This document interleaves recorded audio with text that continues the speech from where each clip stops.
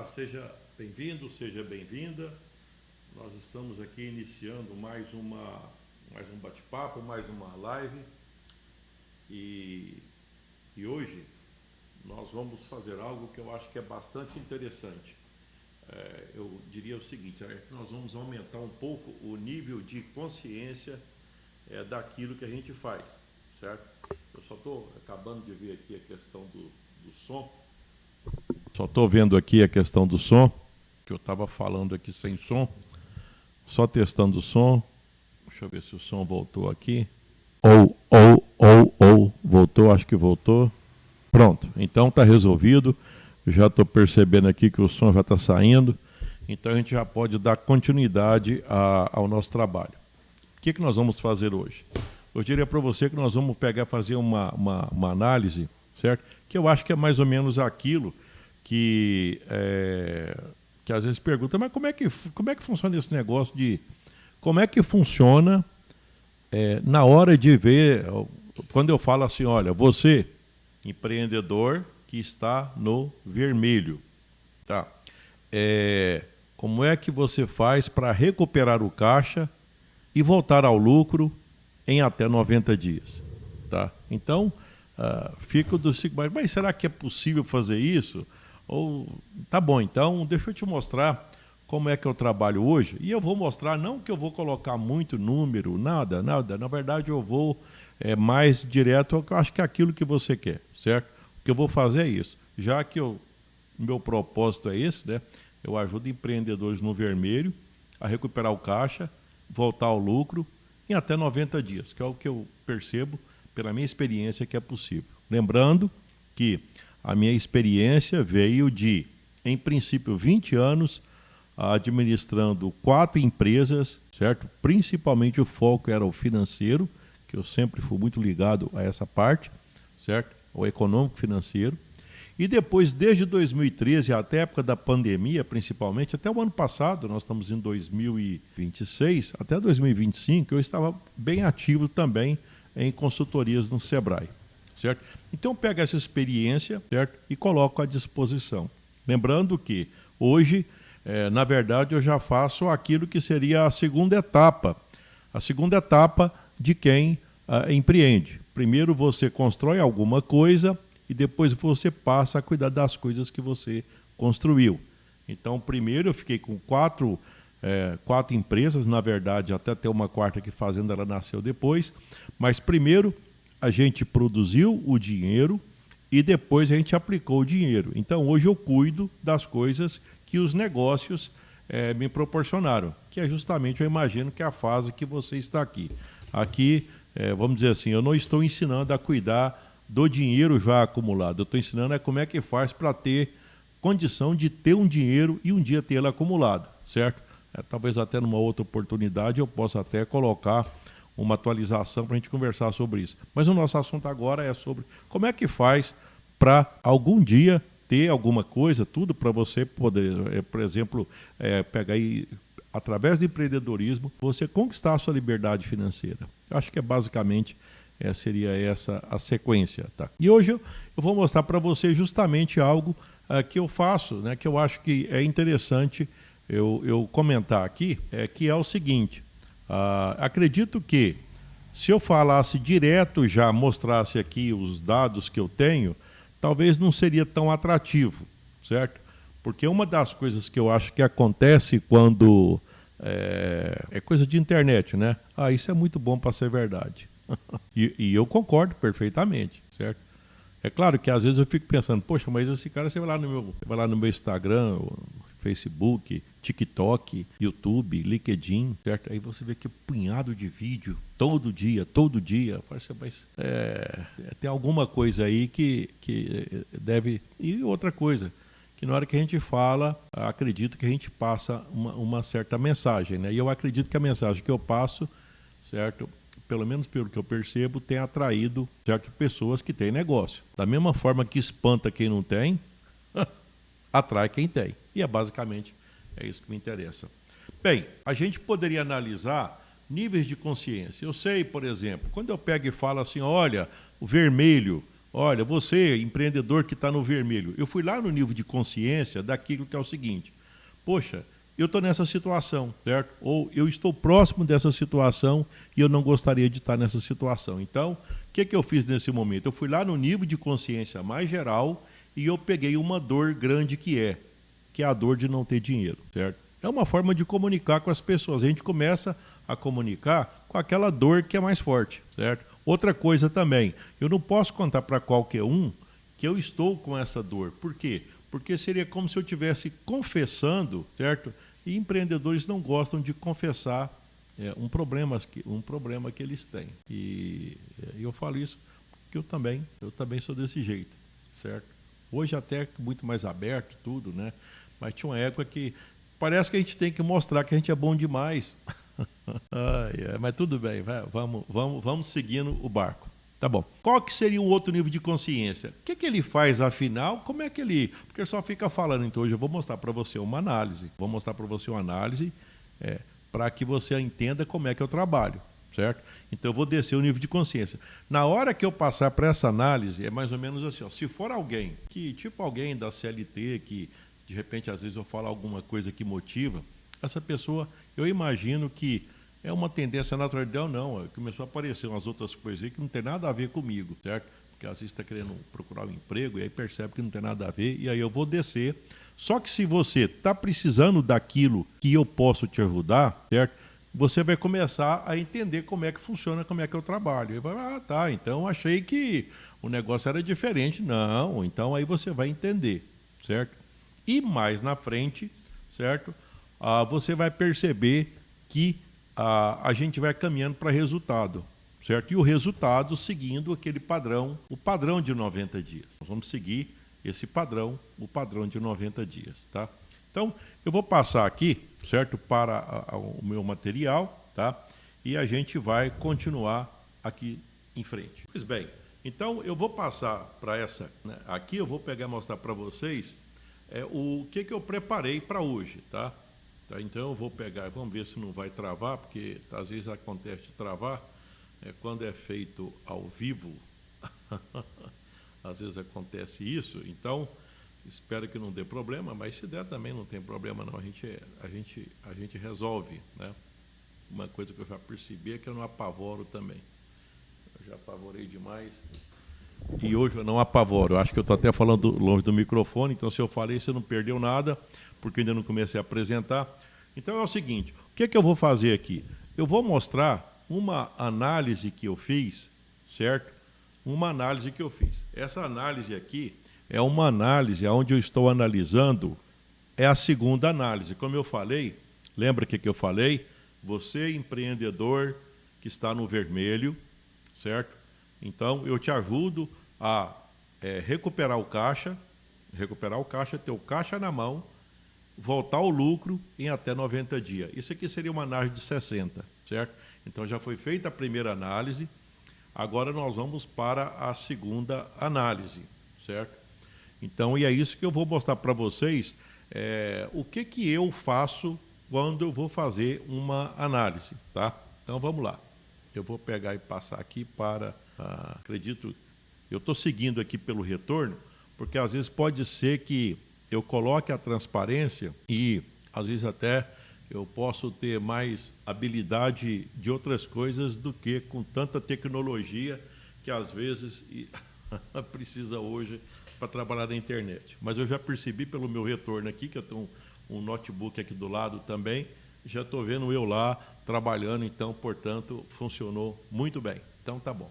Então, olhem só, o que eu estou analisando? Nós temos os dados de uma empresa aqui do mês de dezembro e de janeiro. Então, do mês de dezembro era 62 mil, passou para 75. Perfeito. Tá bom. A estrutura fixa, ou seja, a despesa fixa, aquela despesa que tem que pagar mês a mês, aquela despesa que, se você tiver fechado, tem que pagar do mesmo jeito, certo? Para você entender a lógica da coisa, ela está na faixa de 60 mil em dezembro, 57 em janeiro, certo? Então, se você for analisar bem, a receita certo? Próximo da despesa fixa, certo? Já está bem próximo, certo? Pela conta também deu para perceber que a margem de contribuição, traduzindo em miúdo, o lucro bruto. O que é lucro bruto? É aquilo que sobra para você antes de você pagar a despesa fixa, entendeu? Antes de pagar a despesa fixa. Então, o lucro bruto que sobrou foi um lucro de 37 em dezembro, 38 em janeiro, certo? Se for fazer o resultado operacional geral, tipo assim, na hora que, porque normalmente eu entendo, a vontade é o seguinte, olha, quanto colocou no bolso? Bem, não colocou no bolso, faltou aqui está dizendo que faltou 19 mil, certo? Vamos analisar então esse primeiro momento. Se você analisar aqui em cima, está dizendo que a empresa cresceu, certo? A empresa cresceu, ela passou, o faturamento passou de 62 para 75. Eu não gosto de analisar somente 2 meses. Por quê? Porque 2 meses é muito pouco. 2 meses é quase nada, certo? Então, normalmente, eu gosto de pegar uma sequência. É por isso que, normalmente, eu disponibilizo uma planilha, que na planilha você consegue controlar até um ano. Então, é um punhado de coluna. A coluna de janeiro, fevereiro, março, abril. E o que eu faço? Toda vez que eu vou analisar a empresa, eu olho a tendência. Porque um número só, ele é uma informação. Uma sequência de números, ela traz conhecimento, ela traz inteligência e ela traz condição da gente poder se posicionar, certo? E tomar decisões mais assertivas, errar menos, certo? Então, aqui nós estamos analisando 2. Por quê? Porque eu estou no momento 60 dias, certo? Então, seria isso, tá? O que está dizendo aqui? Está dizendo que aumentou 20%, certo? Tipo assim, se for analisar como tem poucos dados até agora, o fato, isso aqui para mim é bom. Não, tudo bem, mas é que a gente não analisa uma empresa só com 2 meses, certo? Porque aqui ainda a gente está nos 60 dias, ou seja, é a segunda vez que está organizando. Pode ser que tenha algum lançamento, certo? Que de repente esses dados eles possam mudar, porque à medida que você vai fazendo os controles, então você vai pegando e repetindo padrões, certo? E de maneira que não tem um mês que passou para o outro daquilo que é o fato gerador, do esforço, não do dinheiro. Do dinheiro aqui nós não estamos controlando exatamente o dinheiro no mês, o fluxo de caixa. Não é o dinheiro que cai e entra, não é isso não. Nós estamos controlando se está valendo a pena, se dezembro valeu a pena, se janeiro valeu a pena. Então, mais ou menos, essa é a pegada aqui, certo? E está dizendo que o resultado operacional no mês de janeiro foi 19 mil negativo, certo? Embora a empresa tenha crescido, certo? Olha, ela cresceu 20%, passou de 62 para 75, certo? Ela fez algum ajuste de estrutura, certo? Mas ainda não conseguiu chegar no ponto de equilíbrio. O que seria o ponto de equilíbrio, certo? De maneira geral, eu não gosto muito de falar de ponto de equilíbrio, mas normalmente existe aqueles que defendem. O que é ponto de equilíbrio? Olha, se eu não ganhar nada, mas a empresa, se eu pegar e vender tanto, ela paga as contas. E sobra quanto para você? Não, no lucro não sobra nada. O lucro foi 0, mas a empresa pagou a conta. Tem gente que gosta disso. Eu, por exemplo, eu já penso o seguinte, eu sempre fico imaginando assim, olha, eu penso 10% que sobra, eu acho pouco. 15% eu acho pouco. Toda vez que eu vejo, agora eu nem vejo muito na televisão, porque eu quase não assisto televisão, certo? Mas uma das coisas que eu já percebi é que quando eu observo que a gente tem a gente está num momento de... Deixa eu pegar e ver se está aparecendo aqui. Eu acho que veio aqui. Então está aqui. Então, nós estamos no momento onde nós estamos no momento momento da política econômica, a política, a economia, as questões sociais e as tecnologias, mas nesse momento agora chama muita atenção a questão da política. A gente sabe que o sistema de tributação ele pode levar bastante. E se você, por exemplo, às vezes se conformar com um lucro de 10%, qualquer coisinha que acontece, o lucro foi embora. Certo? Então, eu gosto muito até de alguém que... eu gosto muito de escutar pessoas que passam mensagens interessantes para a gente. Certa vez, assisti uma entrevista do Eike Batista, certo? E eu fiquei impressionado com a inteligência dele, certo? Mas ele teve um problema financeiro e agora tá com dificuldade financeira. Tudo bem, mas eu não esqueço que ele foi o 8º do mundo. E ele fala o seguinte, olha, não dá para tocar negócio trabalhando com pouca coisa. Não dá para tocar, e isso é o que ele falou. E eu já escutei também de uma outra pessoa, dono de frigorífico, terceira geração de alguém que toma conta de negócio em frigorífico, que ele fala o seguinte, olha, se um negócio você tiver que ficar procurando depois da vírgula, ou ficar controlando o número, ficar controlando planilha Excel, para mostrar que o negócio é bom, esse negócio é ruim. O negócio tem que dar lucro, certo? Tem que dar lucro. Então, coloca na sua cabeça que você tem que trabalhar para ter lucro. E para ter lucro, você tem que ter produto que gere valor. Alguém perceba o valor, pague por aquilo e te remunera por aquilo. Então, basicamente, essa seria a sequência. É por isso que eu não sou muito chegado a ficar analisando o ponto de equilíbrio. Empatou. Empatou. Eu não trabalho com empresas que estão começando. A maioria das pessoas que me seguem, elas estão já há cerca de vários anos, 3, 4, 5 anos, eu percebo pela pesquisa que respondem, certo? Então, elas não estão começando agora. Dessa forma, é por isso que eu não gosto muito dessa análise. Mas, tudo bem. Esse caso que nós estamos analisando aqui não chegou nem no ponto de equilíbrio. É claro que nós não queremos que chegue no ponto de equilíbrio. A gente quer que o quê? Que ultrapassa o ponto de equilíbrio. Vamos continuar a nossa análise. Pois bem, eu vou para o slide 2. Tá bom. Então, o que a gente percebeu aqui em relação a esse primeiro momento da empresa? Eu fui lá, peguei a planilha da empresa, dei uma olhada, então cresceu 20%. Fantástico, certo? Eu acho que fantástico, principalmente se esse 20% já foi reflexo da primeira reunião. Entendeu? Quer dizer, da primeira reunião para essa, já houve um esforço, um entendimento que é necessário performar melhor a empresa. Então, se foi esse, fantástico. Então, aqui, eu já posso imaginar que, porque da primeira vez, no primeiro plano de ação, foi sugerido um ajuste na forma de precificar. Foi um ponto. Uma outra coisa que foi feito, então aqui está mostrando que teve um aumento. Então, provavelmente, se a forma de precificação, porque a tendência quando você precifica, é que às vezes você poderia até perder alguns orçamentos, mas aqui eu estou percebendo, se aumentou, provavelmente é porque na hora que foi feita a venda, provavelmente ela pode ter sido provocada. Olha, eu vou vender esse aqui, que esse aqui me rende mais. Eu vou vender para aquele ali, porque quando eu faço aquele tipo de serviço, me rende mais. Então, a gente começou a aplicar talvez o que a gente chama de 80-20. Eu comecei a ser seletivo e eu comecei aquilo que às vezes as pessoas não costumam escutar, que é o seguinte, eu comecei a escolher cliente, certo? Então, aquela história de que cliente sempre tem razão, sim, desde que ele dê lucro. Então, ele tem razão, certo? E se não der lucro? Se não der lucro, não é cliente, portanto, não cabe esse critério, certo? Então, às vezes pode ser que teve uma proatividade, foi atrás do cliente, alguma coisa aconteceu, certo? E eu vou descobrir depois o que aconteceu, que pudesse explicar esses 20%.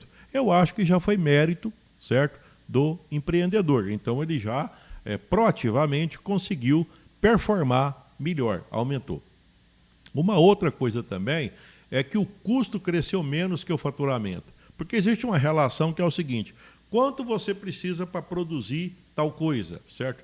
Eu não lembro aqui exatamente os números, que eu não vou mudar aqui, mas é mais ou menos assim, olha, para produzir 60 mil reais, certo? Aqui estava, eu lembro que, deixa eu voltar um aqui, para produzir 62 mil reais, foi necessário mais ou menos algo em torno de 15 mil reais entre custo e insumos terceirizados. Para produzir 75, que é 20% a mais, eu lembro que aumentou 11%. Então, portanto, performou melhor, porque olha só, eu cresci mais e gastei menos. Isso aqui na despesa variável, certo? Porque eu estou lembrado da análise que eu fiz lá, certo?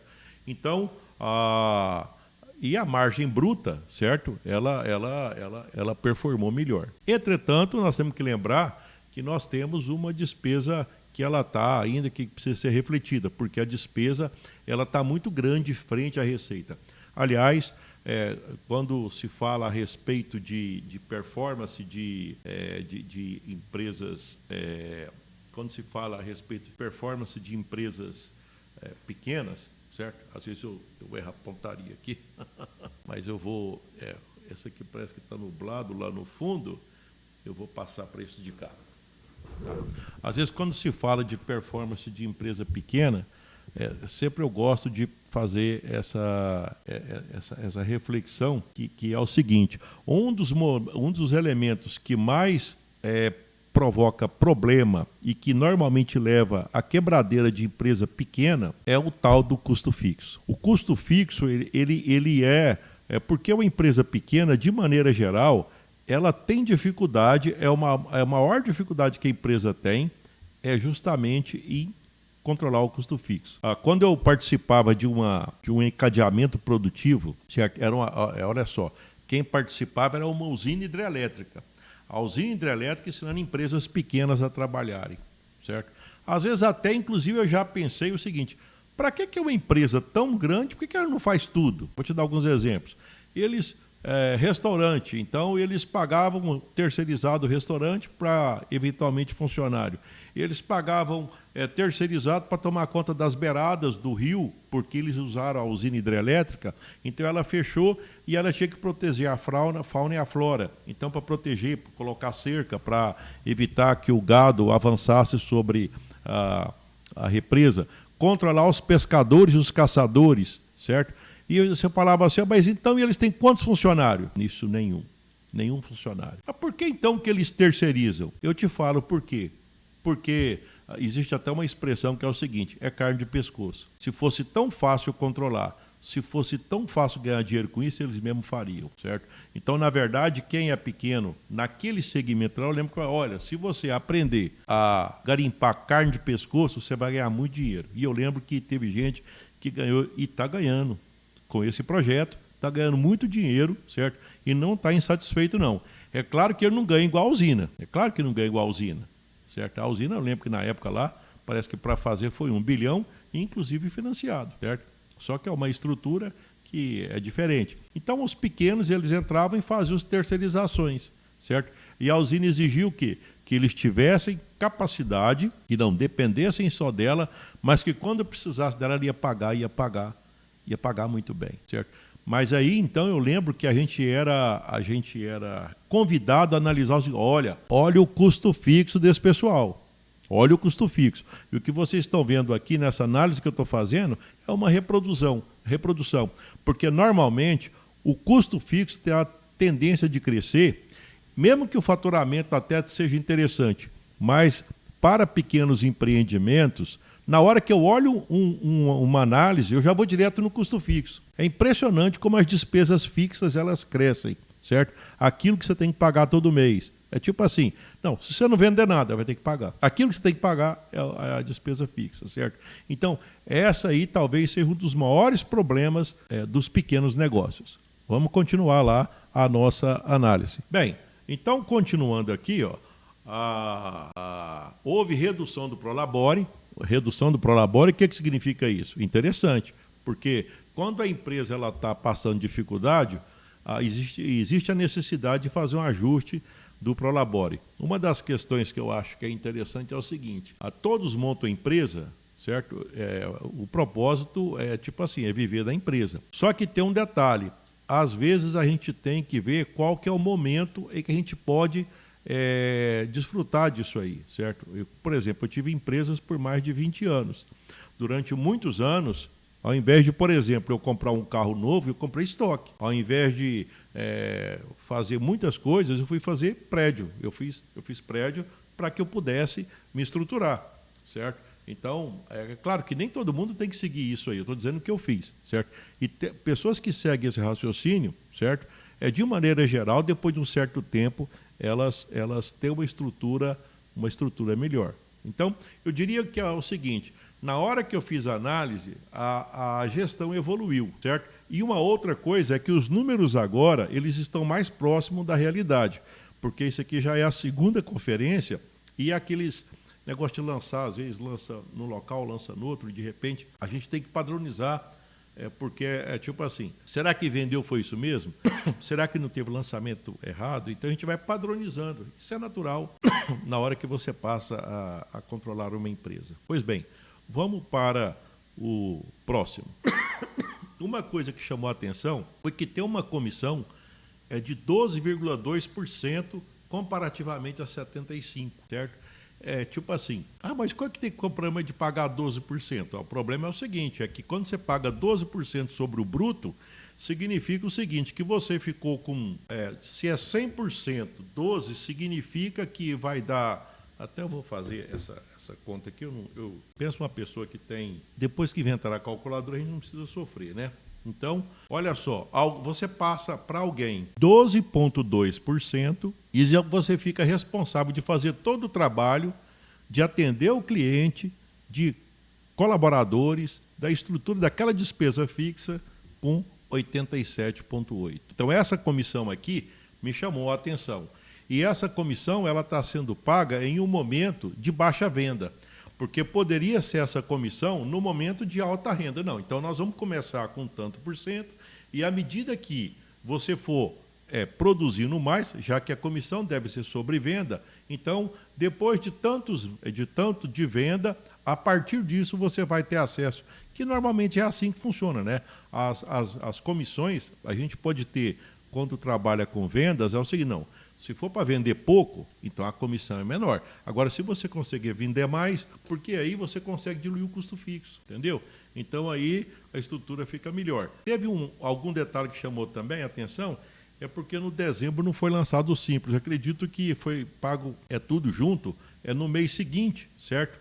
Alguma coisa aconteceu que isso vai ser corrigido, provavelmente, esse ajuste na terceira conferência, certo? Mas analisando aqui, a estrutura fixa, ela está muito pesada ainda. Aquele custo fixo está muito pesado, próximo da venda que está sendo feita. Então, a receita, ela cresceu, mas ela não conseguiu diluir por a despesa fixa. Até a despesa variável não, certo?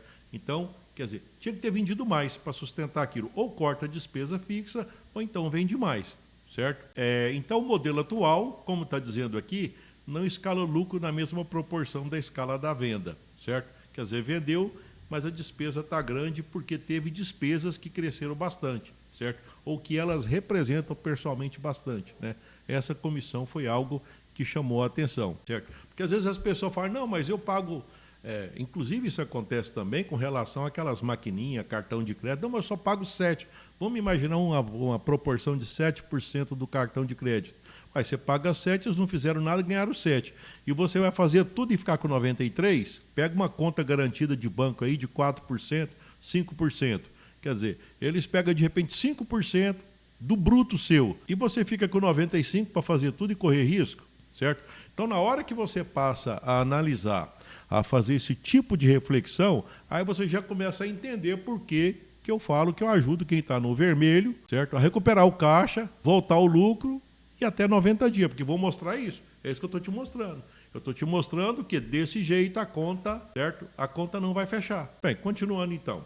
Olha só, para que essa empresa ficasse no ponto de equilíbrio, ela tinha que passar para sustentar uma despesa mais ou menos de 57 mil, ela tinha que vender 110, ela está vendendo 120, 75.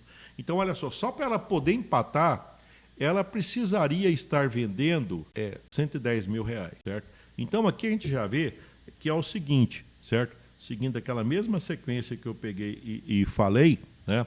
Então, 110, eu estou aqui com a... Aqui, é isso mesmo. Então, olha só, para que a empresa... Às vezes eu pego e faço a conta porque eu não estou pensando em conta agora, eu estou refletindo sobre isso aqui. E até por isso que eu costumo dizer o seguinte, olha, quem para ser empreendedor, você não precisa ser bom, não é na calculadora não, você precisa ser bom na reflexão, certo? O que é na reflexão? Aqui está dizendo o seguinte, eu tenho que vender 110 para poder empatar. E eu está faltando para me chegar no 110, está faltando 35.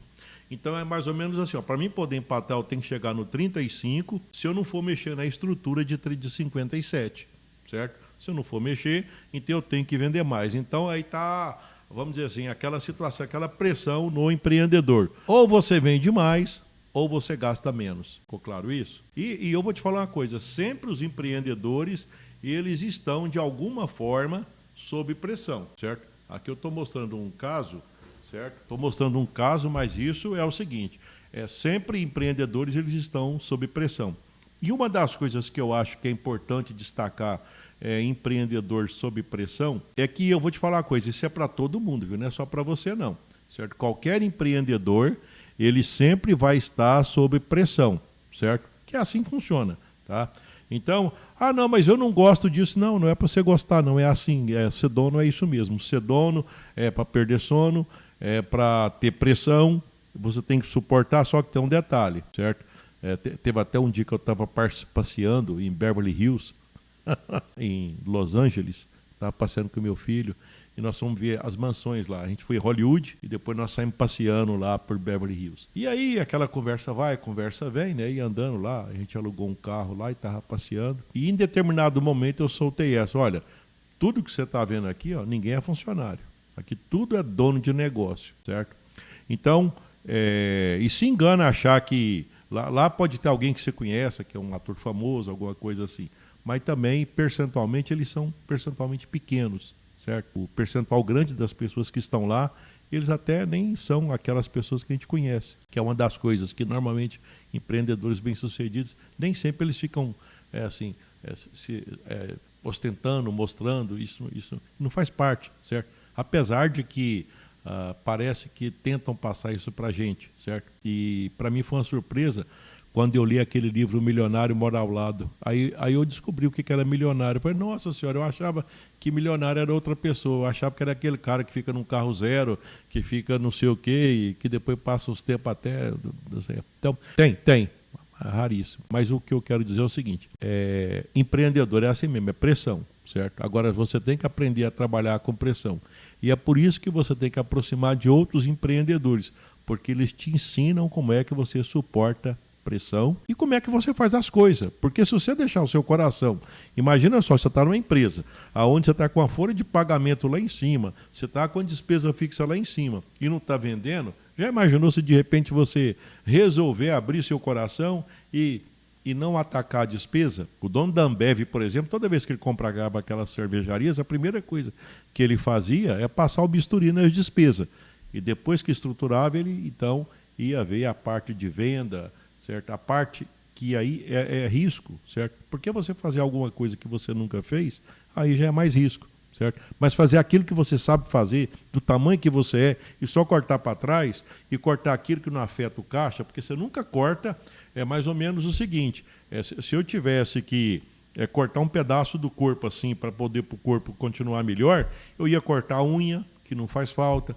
Eu ia, por exemplo, fazer, não, já que está muito pesado, então diminui um pouco, tira a comida, faz uma lipoaspiração, então para de comer para ficar mais esbelto, certo? Então corta aquilo que não faz falta, certo? Na empresa é a mesma coisa também, a gente corta o que não faz falta, certo? Jamais você vai cortar um pedaço da empresa que é essencial, certo? O corte tem local certo. É por isso que a gente fala que é um corte cirúrgico, certo? E isso, quem que é empreendedor que na hora que começa a pensar, fala, mas é que aí às vezes o coração, outras coisas assim, e não dá para tocar negócio nesse nível, certo? A emoção tem que ser aplicada na hora da venda para você agradar o cliente. Na hora que você vai mostrar para o cliente que o cliente tem que perceber o valor que você tem. Aí já é diferente, né? Aí você tem essa pegada.